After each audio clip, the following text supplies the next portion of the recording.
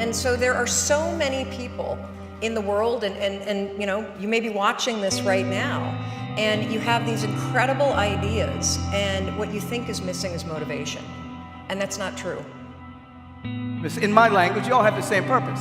And that purpose is to reflect and to reveal the cosmos in a way that has never happened before. You can say the divine presence, you can say great God of the universe, you can say divine life.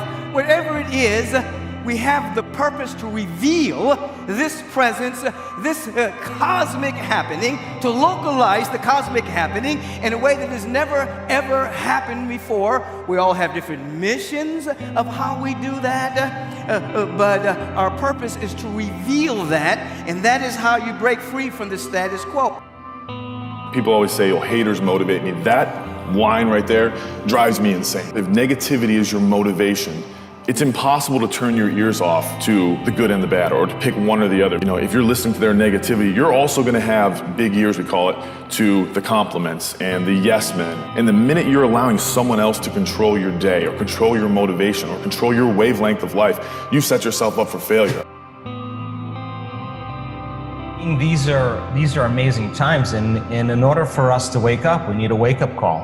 And if you can frame the circumstances to see that's an opportunity for everybody to pause and retreat from their lives. And by removing the constant stimulation in their external environment that reminds them of who they think they are as a personality, they're not going to the same places, they're not seeing the same people, they're not doing the same things. And they're actually confined to kind of a personalized retreat in the comfort of their own home. The death of emotions is primary, because when your emotions always skew the way you see reality.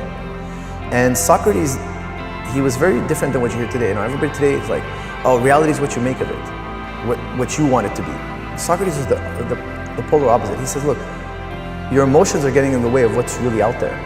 You need to start checking your emotions at the door and just see what the world actually is in itself. Have this misguided notion that everybody in life should just be honest, just be themselves. Whereas the truth is, we're never really ourselves. As a social animal, we're always wearing masks, we're continually acting. But if you looked at yourself in the course of a day, you would realize, anybody would realize, how many different masks you wear.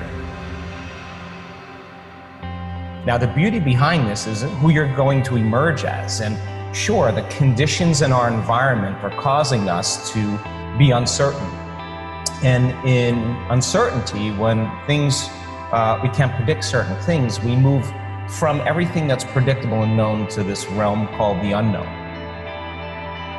Mindset I'm defining as what's possible in your life, right? Think about the area that you're not making progress in, and mindset is the set of assumptions and attitudes we have around something, around how the world works, especially what we believe is possible, what we believe we're capable of, what we believe we deserve.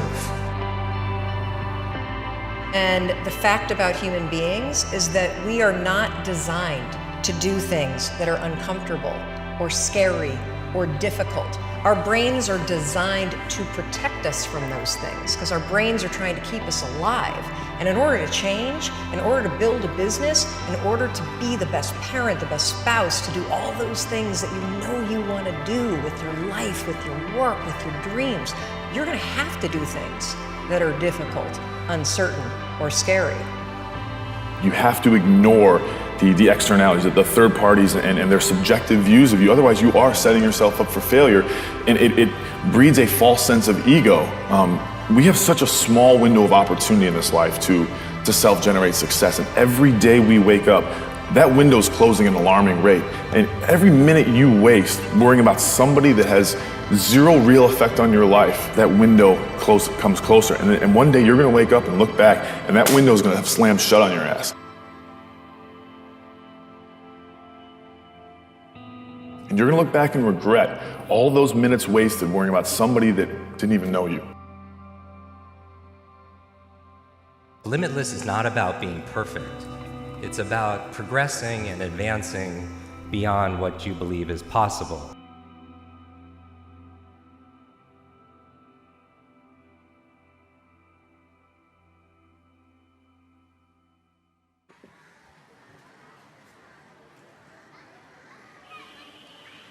Everything begins with a thought. Wherever you don't have love, if you don't have enough money, if you don't have enough health, somewhere, somehow, you've had a thought that's blocked you.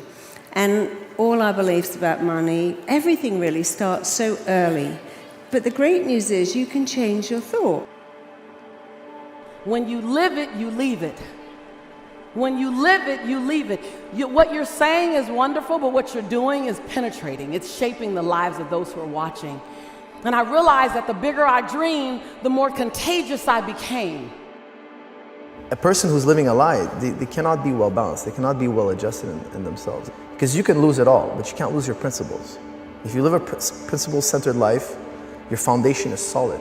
Whereas if you, let's say for instance, you have a great company, you have a lot of money, and you base your life on having this, well, you're going to be an insecure person because money and fame and fortune is frail. You can lose it in an instant. You can wake up tomorrow and for whatever reason things fall apart. Now if you based your life on this, your base of your life will crumble. You can't base your life on something that's frail, that can be taken from you. So according to Stephen R. Covey, the human psyche will always be healthy if it bases its life on principle.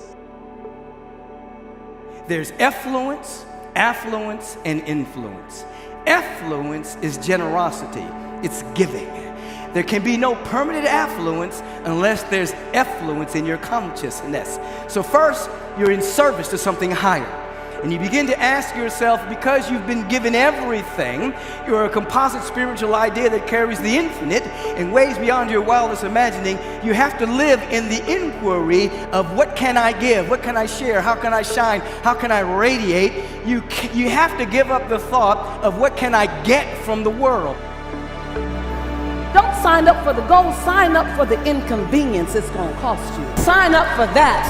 Sign up. I sign up every day to the inconvenience. The goal looks sexy, the inconvenience looks costly. But if you sign up for the inconvenience, then the goal will take care of itself. There's no more freeing moment in your life when you can hear something said about you and completely dismiss it, and your day, the wavelength of your day has not altered completely. It is truly being free from within yourself and living a life in your own mind, unjudged by others, because life is hard enough. And it's going to beat you down at every opportunity. Why add one more thing? Take their attention off of everything that's known. And if you do that properly and you're not aware of your body, if you're not aware of the people in your life that you identify with, you're not thinking about your cell phone or any object, you're not thinking about where you're sitting, where you work, where you need to go, you're not thinking about the future or the past, you're in the present moment, then what are you? Your consciousness. And now that is the eye of the needle that passes you through to the quantum field. You can't enter that place as a somebody. You got to enter as a nobody. The planet is Mother Earth, Gaia, rainforests, rivers, 3/4 water, trees. It's a magnificent, luminous being that's becoming more and more conscious of itself. And then there is the world. The world is held together by opinions, points of view, positionalities, beliefs, which is why individuals can be on the same spot on the planet, but be in different worlds. Are you willing to not quite know what's there, but that something is there is greater than you? Are you willing to say, my life has to make a huge difference? A life well lived is what makes you enthusiastic. Find enthusiasm and you're at the highest level of the human experience. Enthusiasm. It's actually the path to happiness is enthusiasm.